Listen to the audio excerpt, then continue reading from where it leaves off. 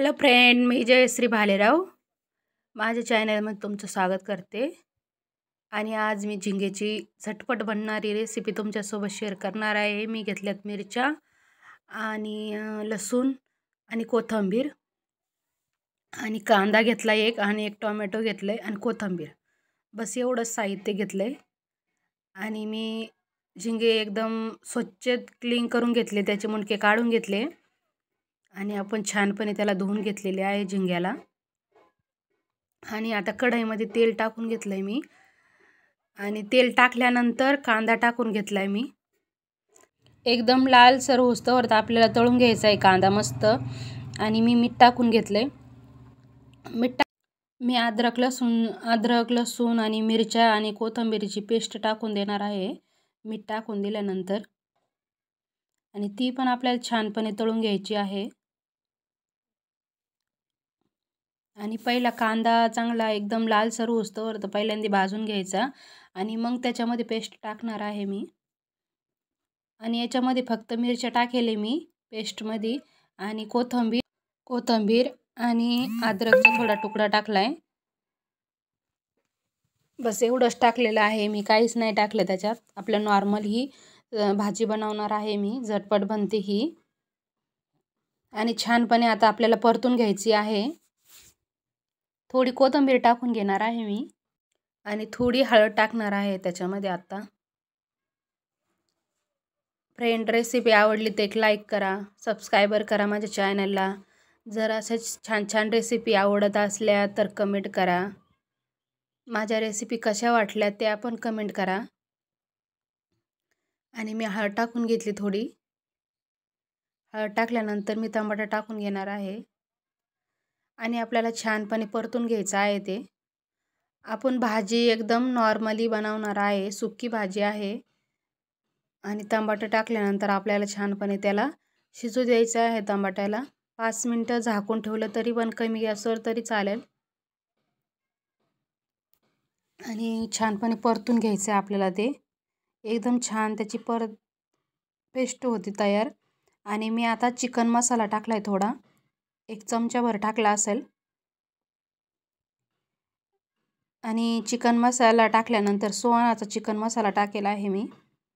आणि चिकन मसाल्याची थोडी टेस्ट येते त्याच्यामध्ये। तुम्हाला जे मसाले, गरम मसाला पण टाकू शकत आहे तुम्ही त्याच्यामध्ये, तरी पण खूप छान लागते।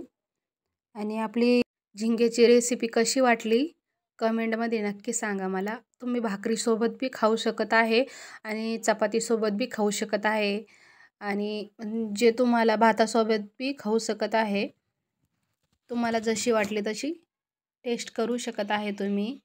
आणि छानपणे आपल्याला परतून घ्यायची आहे। आता मी थोडं पाणी टाकून घेतले त्याच्यामध्ये, थोडं टाकले, जादा नाही टाकलं पाणी। आपल्याला सुकी भाजी बनवायची आहे झिंगेची। एकदम छानपणे आपल्याला मसाला जो आहे ना तो तळून घ्यायचा आहे त्याच्यामध्ये। टमाटे टाकल्यानंतर छानपणे ग्रेव्ही तयार होती। एकदम सुकी भाजी खूप छान लागते, चपातीसोबत आणि भाकरीसोबत बी खाऊ शकत आहे तुम्ही। आणि मी आता झिंगे टाकून घेणार आहे त्याच्यामध्ये। आपल्याला 10-15 मिनटं आपल्याला ना कमी गॅसवर छानपणे झिंगे परतून घ्यायचे आहेत। कमी गॅसवरच ठेवायचे आहेत आपल्याला, जादा गॅस नाही वाढवायचा। आणि मी चांगले क्लीन करून घेतलेले आहे त्याचे मुंडके काढून आणि चांगले स्वच्छ पाण्यात 2-3 पाण्यात धुवून काढलेले आहेत। आणि आता आपल्याला छानपणे परतून घ्यायचे आहेत झिंगे। आणि खाण्यासाठी खूप टेस्टी असतात, हे पौष्टिक पण असतात। फ्रेंड, रेसिपी आवडली तर एक लाईक करा। आणि मी 5 मिनिटं झाकून ठेवणार आहे त्याला। मी 5 मिनिटं झाकून ठेवलेले होते पण कॅमेरा ऑन करायला विसरून गेले, सॉरी।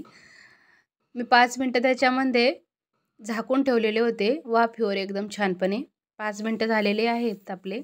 आणि मी आता हलवून घेतली त्याला छानपणे।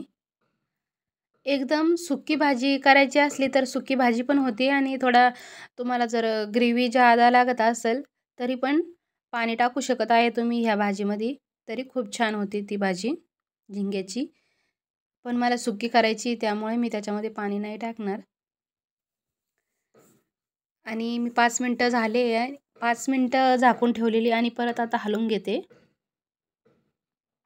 आणि हलवून घेतल्यानंतर आपली रेसिपी तयार आहे खाण्यासाठी.